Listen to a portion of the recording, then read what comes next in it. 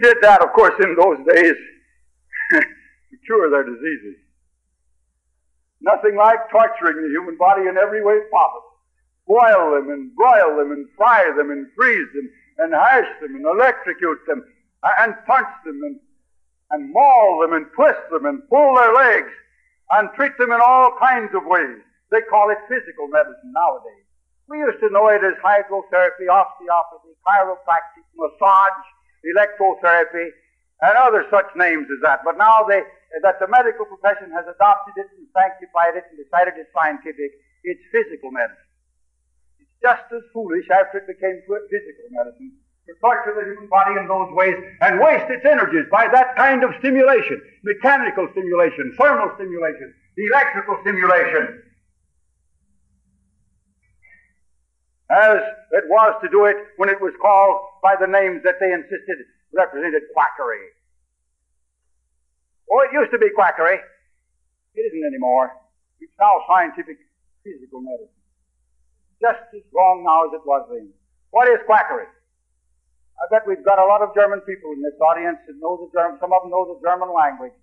They know that the word quack is merely a shortening of the German word quacksalver, which is equivalent to the English word quicksilver, which is the same as the English word for mercury. A quack originally was a man who treated his patients with quicksilver or quacksalver. A poison doctor, as they used to call them in Germany. Quacksalver. A quack. Now, the quacks apply the term to everybody who doesn't poison his patients with quacksalver. The real quack, in the real meaning of the word, the real quacks, the only quacks in the world, are inside of the profession that calls itself scientific medicine.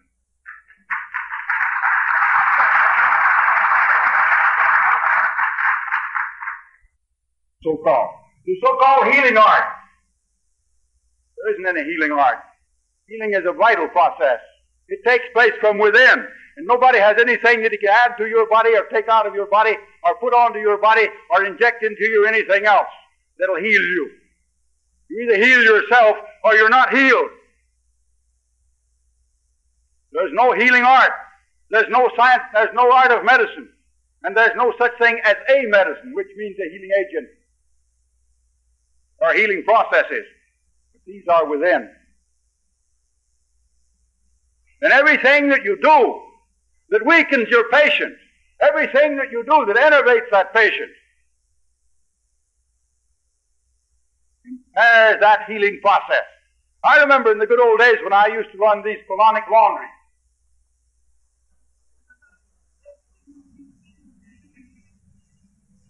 I used to wash out the colons of my patients on the theory that I was washing out the sources of poison. Toxins were absorbed from the colon, we were taught in those days. Oh, there are a lot of people who still believe it. Of course, they haven't read any of the more recent books on physiology, textbooks of physiology, or they'd know better, but that doesn't make any difference. They still believe it. I discovered in using the things on myself that they left me very weak.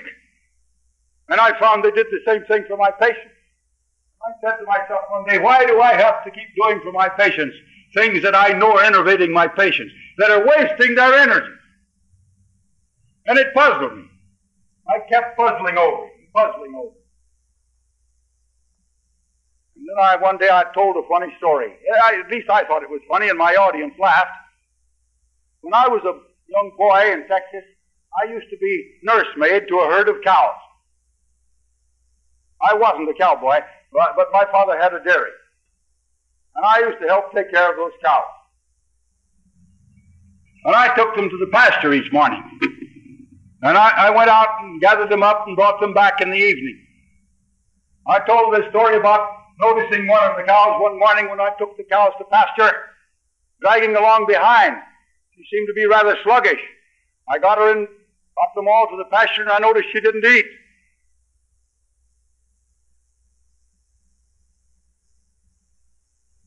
I went back in the evening to get the cows, and I got all the cows rounded up, and that one was missing. So I searched for her. I got over into the brush and I found the cow over there all by herself. And she had a great big enema bag hanging on a tree, giving herself an enema.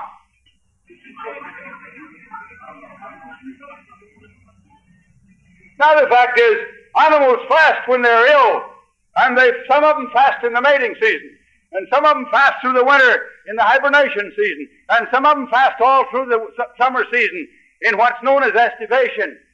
That is, in the tropics, even here in Florida, and in Texas, and in Arizona, and in New Mexico. We have many animals that fast through the dry season, through the hot season. They go into a period of almost suspended animation that's known as estivation rather than hibernation. And they go through the whole time, sometimes as much as 6 months, without food. They never take enemas.